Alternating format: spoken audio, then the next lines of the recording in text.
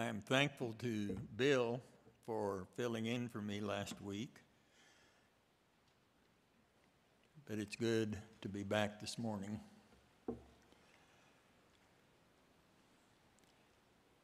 As the Apostle Paul began writing his epistle to the churches in Galatia, the first thing he said, introducing himself, was that he was an apostle, not from men, but from Jesus Christ.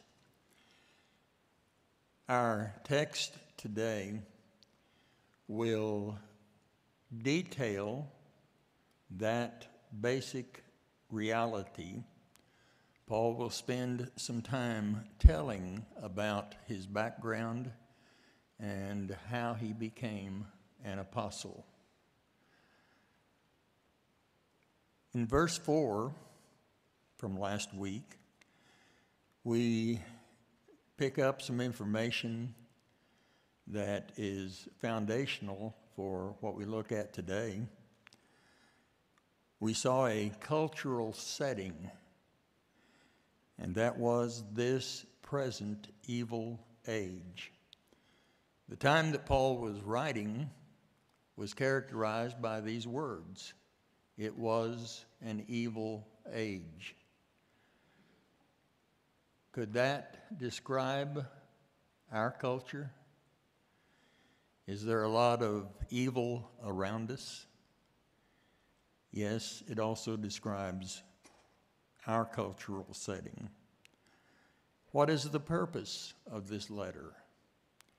To rescue us from that present evil age. And what is the power that is going to rescue from that evil age? And that power is Jesus Christ. As was true for the churches in Galatia, it is true for us. Christ can rescue us from this evil culture that surrounds us even today. Now, as we turn to the text this morning, beginning with verse 6, Paul expresses astonishment at something. This passage that is going to unfold here is one of those extremely important passages that I find in the New Testament. Every word of the New Testament is valuable. There are many words that help us live our Christian lives. But there are passages that are what I think as in the foundation, very, very important for every student of the New Testament to understand. And this is one of those passages. Here's Paul's astonishment concerning the churches in Galatia. I am amazed that you are so quickly deserting him who called you by the grace of Christ. Deserting to what? For a different gospel, which is really not another. Only there are some who are disturbing you and want to distort the gospel of Christ. Paul was amazed. Several translations say astonished. The King James says, I marvel. He is just absolutely amazed. He doesn't know why this has happened, but he's very concerned about it. The action of the Galatians caused this astonishment. You are so quickly deserting. or turning away so soon. Sometime after their conversion, and Paul is saying that's kind of a brief time. We don't know how long it really was. Between their conversion and this desertion, there was just a short time. I think it is very important for new converts to have a solid foundation taught to them very quickly after their conversion. There are those who have come to Christ and yet let other things come into their lives. They do not have a good, solid foundation, and therefore they're vulnerable to deserting what they have given themselves to. I think this was a process. It didn't just happen one day that someone stood up in the churches and said, we're going to leave Christ, we're going to desert, we're going to this different doctrine. But it was a gradual thing. They began to think a little differently and finally came to a place that they were ready to desert. Now, what's the problem? They were turning to a different gospel. Paul gives a fuller definition. This different gospel is really not another. The ESV has not that there is another one. The NIV says, which is really no gospel at all. They're turning away from the gospel of Christ. Now, it's really a change. It's a different gospel.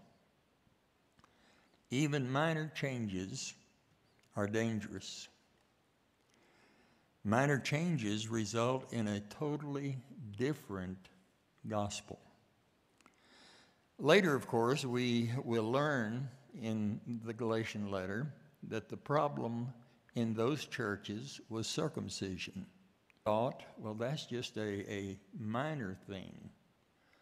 In fact, Paul, later on in the letter, says that circumcision really doesn't matter, whether it's practiced or not practiced. It becomes a problem when people are teaching that it is necessary. And if it is necessary, then one really needs to follow the entire law. And Paul says, of course, later on in the letter, that just shouldn't be. Their attempt, and this is in chapter 5, verse 4, their attempt was to be justified by the law. And if one is attempting justification by the law, he is severed from Christ and fallen from grace. So this is a very, very serious problem. Those who are deserting Christ, turning to a different gospel, actually have nothing to do with Christ, and they've actually fallen from grace. The problem, of course, is adding different human thinking, thinking that is somewhat different from what Paul had originally taught. There's a very interesting statement in Isaiah, and Christ quotes it in Matthew 15, 8 through 9. This people honors me with their lips, but their heart is far from me. But in vain do they worship me, teaching as doctrines the precepts of men. That's what was happening here in the churches in Galatia. They were saying openly with their lips that they were following Christ. But because they were teaching a human doctrine, a different doctrine, then their worship was in vain.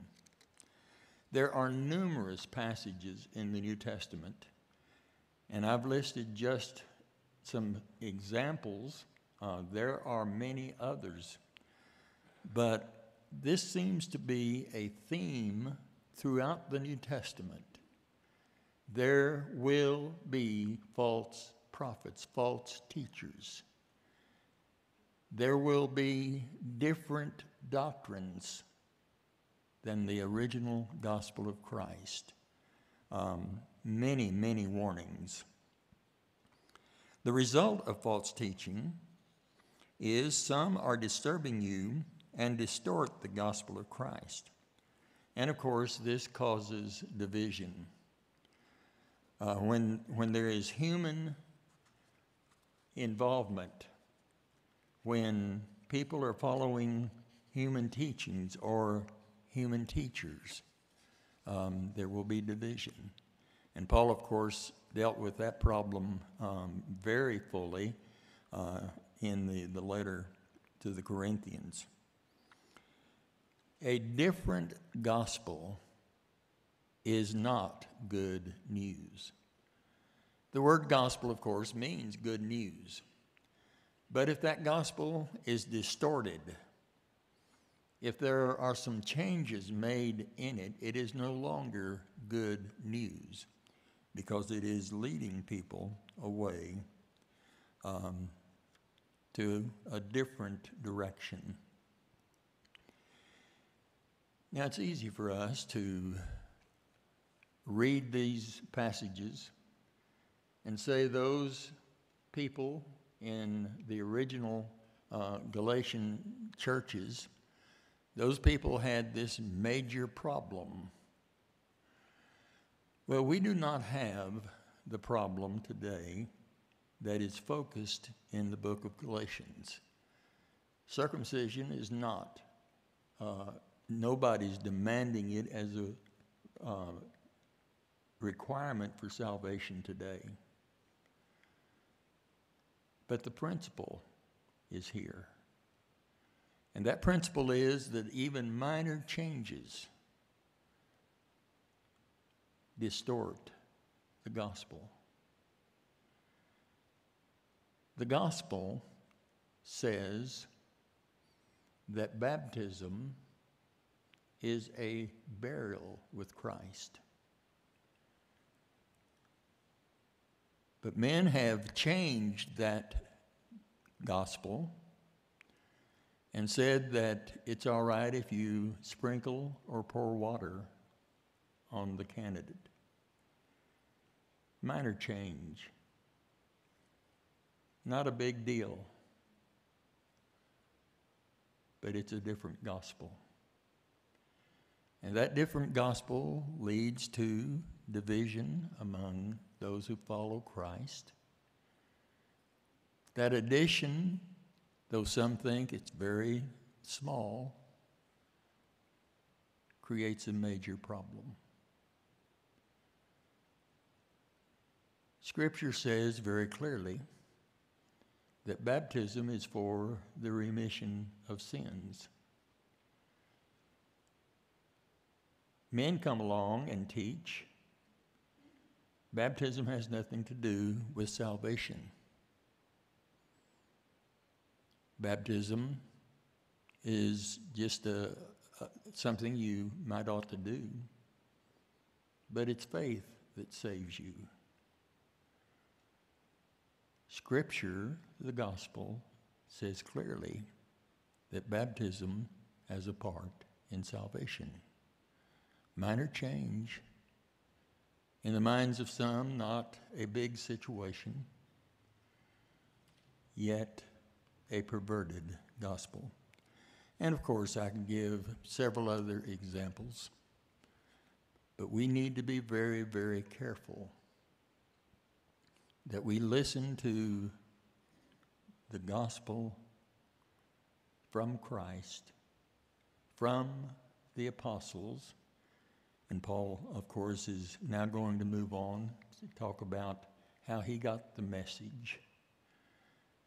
But the point just now is God's people must listen carefully and remain with the gospel of Christ. Paul gives an alert, a warning. But even if we, an apostle, or an angel from heaven, should preach to you a gospel contrary to what we have preached to you, he is to be accursed. As we said before, so I say now again, if any man is preaching to you a gospel contrary to what you received, he is to be accursed. He is to be set aside. He must not be allowed to have influence among God's people. Don't listen to a different message. Don't listen to a message that is contrary to what we have preached to you. Paul is preaching the gospel of Christ. And we will move on and see how he defends his apostleship. But even if an apostle preaches something different, don't listen to him. Don't even listen to an angel from heaven. And that would include Moroni and any other angel. Such a teacher should be accursed. Very, very strong language to emphasize the importance of resisting false teaching. And Paul says this twice for emphasis. Okay, we move now to verses 10 through 17, where Paul defends his work, his apostleship. And I've compared on the outline false teaching on the left and Paul's message from Christ on the right. False teachers, their message comes from men. Paul has written, as we've already mentioned, there are some who trouble you and want to pervert the gospel of Christ. That's the human way. There is a passage in Acts 15:1. This relates not to the churches in Galatia, but to the church in Antioch. But that church was having this same basic problem. Certain men came down from Judea and taught the brethren, unless you are circumcised according to the custom of Moses, you cannot be saved. Now, Paul does not say that same thing directly, though the entire epistle goes in that direction. Obviously, there were teachers trying to impose circumcision on certain people, probably Gentiles. Does this difficulty, does this false teaching come from people from the outside who come in, or does it grow up within? I believe it can be either way. And I think it's very, very important that congregations are very careful about who comes in from the outside and begins teaching. I always hope that elders are very, very concerned with people who place membership and want to start teaching. Do we know what they will be teaching? But sometimes false teaching can just grow up even among people who have been in the congregation for a very long time. The point is, we need to be very, very careful about who teaches and what they're teaching in any congregation. Well, let's compare Paul. There's the human side. The doctrine comes from the individuals. What about Paul? He's teaching, he's writing, he's correcting a problem. What about Paul? Am I now seeking the favor of men or of God? Or am I trying to please men? His purpose was not to be popular. What was his purpose? I make known to you, brethren, that the gospel which was preached by me is not according to man. For I neither received it from man, nor was I taught it, but it came through the revelation of Jesus Christ. I believe it is very, very important for us when we read the epistles in the New Testament, when we read the writings of Paul, as we're now doing, that we understand that that's Christ speaking. It's Paul writing, but it's Christ speaking. It's revelation. Paul did not receive it from men. He did not attend some university or a seminary. He did not surrender himself to some religious committee prescribing what he should teach. No, he received a revelation from Jesus Christ. Paul reviewed his life as a foundation for this claim that his message came from God. Paul, what proof do you have? You can say that you received a revelation. Give us some more information about that. His life in Judaism was known. He wrote in verses 13 and 14, I persecuted the church of God violently and tried to destroy it. It is very significant with Paul that he had been opposed at one time to what he is now preaching. And what is the change? Revelation. Christ appeared to him. Christ is now revealing his message. He was so extremely zealous that, let me read his words, so extremely zealous was I for the traditions of my fathers. There was a time that I would have tried to bind circumcision on everyone. I was zealous for those traditions.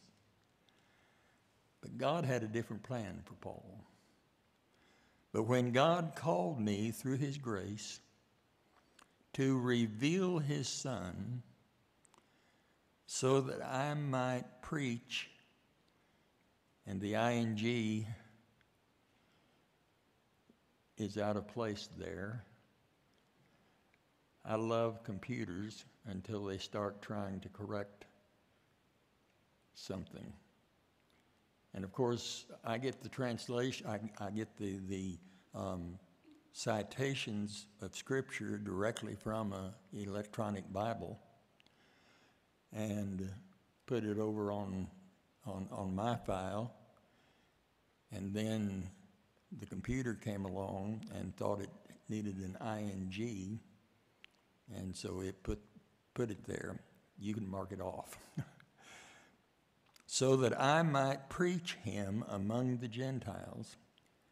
I did not immediately consult with flesh and blood. I didn't talk to anyone, didn't talk to any man about what I'm preaching. Nor did I go up to Jerusalem to those who were apostles before me. Now we have a slight problem here. I just want to deal with it just very quickly. Acts 9 records much of what we're talking about right here with what Paul is writing. It records a visit of Paul to Jerusalem immediately after saying he left Damascus. But if you try to correlate what Paul is writing here in Galatians with Acts chapter 9, it would appear to be contradictory. And those super critics of Scripture hunt everything they can look for, anything they can find that would prove a contradiction. I believe that if you can give a reasonable explanation for an apparent contradiction, then there is no contradiction. And I believe the reasonable explanation here is simply that the book of Acts, we call it history. And so when we think in terms of history, we want a sequence of events.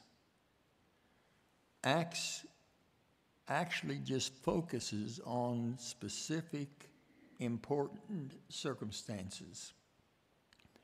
I believe there is a time gap between verse 25 and verse 26 of chapter 9. And if I allow that time gap, then Paul's statement here in Galatians has no problem whatever in relating to Acts chapter 9.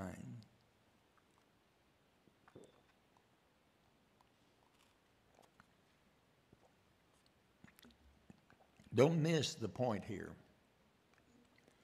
The point is that he did not get the gospel he's preaching from the apostles in Jerusalem or anyone else. But I went away to Arabia and returned once more to Damascus. We do not know what he did in Arabia. Perhaps he spent some time just alone with God. However, I think that there is a very good possibility. Acts 9 records that he preached boldly in Damascus before this trip to Arabia. I think it is entirely possible that he was preaching in Arabia. Now, we have this general thought that Arabia is desert, but the reality is there were cities in that area, as there are even today. I think it is entirely possible that what he was doing there was preaching the gospel.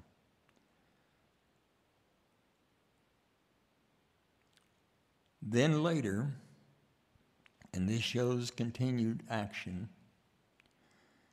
then 3 years later, I went up to Jerusalem.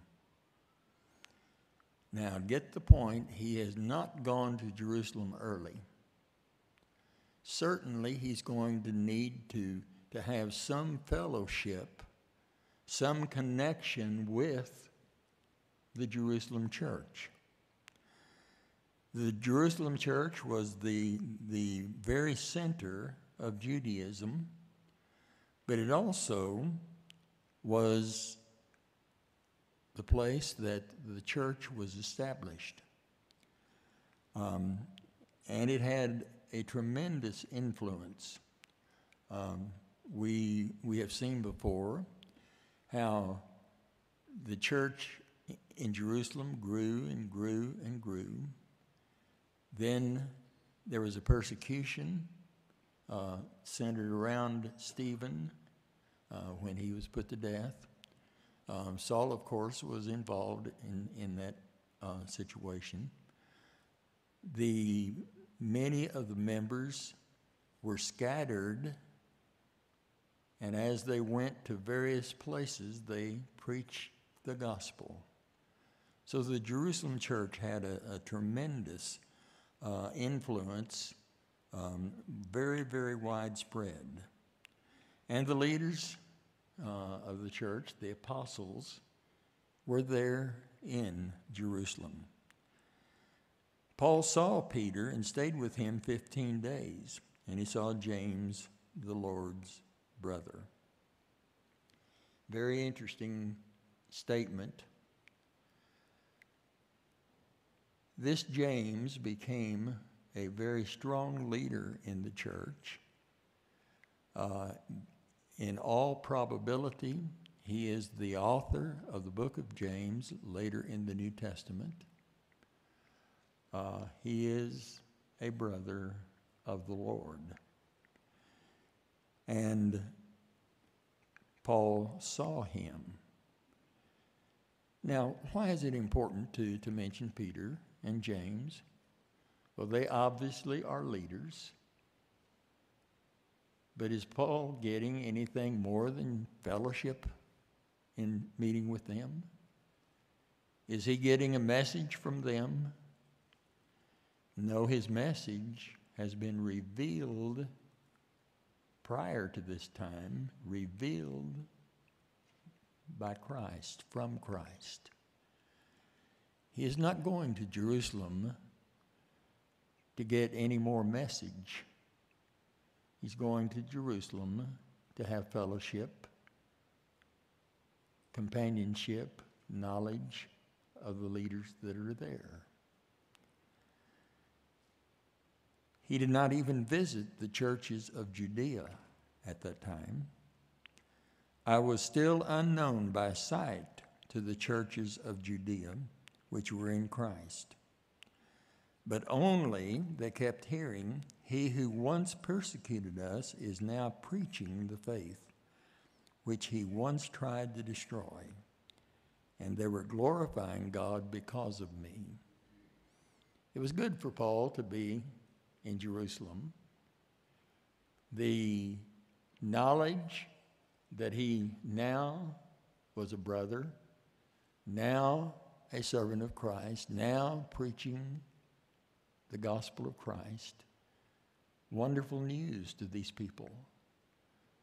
Well, here's a man that has come out of Judaism. He was very strong. He had obtained a level of understanding and acceptance in the Jewish community. But now he preaches Christ very boldly. And he preaches that some of the Jews crucified Christ, but that Christ fulfilled the Old Testament prophecies of the Messiah. Oh, it's wonderful to know that this man is now doing what he opposed. That gives some validity to the gospel. Then I went into the regions of Syria and Cilicia. That is, he went to his hometown. Tarsus was the principal city of Cilicia.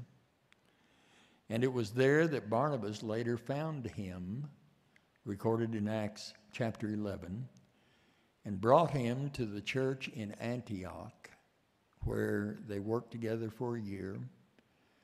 And then it was from Antioch that Paul and Barnabas set out on the first missionary journey. The whole point of what Paul is saying here, and he's not through, he will say some more in our study next week, but what he's affirming is that the message he preaches is the gospel of Christ. It didn't come from men, not even from leaders of the church. He is a companion of those leaders. He has done the very same things they have done to serve Christ. Some of them, of course, some of these leaders are apostles, as he is an apostle. They're doing the same work. He will affirm, as we read on next week, will affirm that Peter was the apostle to the Jews and that he, Paul, was the apostle to the Gentiles. There is a commonality. There is this wonderful fellowship doing the same basic things, committed to the same Lord, but his message did not come from men. It came from God through Jesus Christ. Let's pray.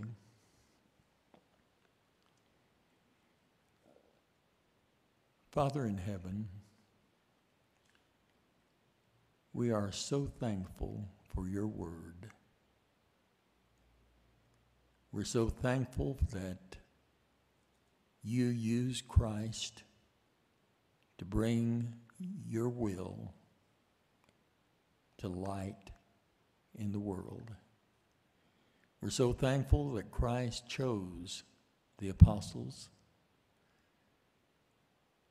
that they might learn from him, that they might take his message into the world, and that they might write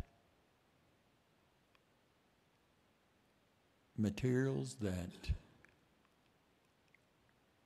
have stood the ages. There have been objections, there have been opposition, but we have your word, and we're so very thankful. Thankful that it is your word and not human words. We do transmit your will with our human words, but we always seek to let it be your words and not ours. Thank you for the example of Paul. Thank you for our opportunity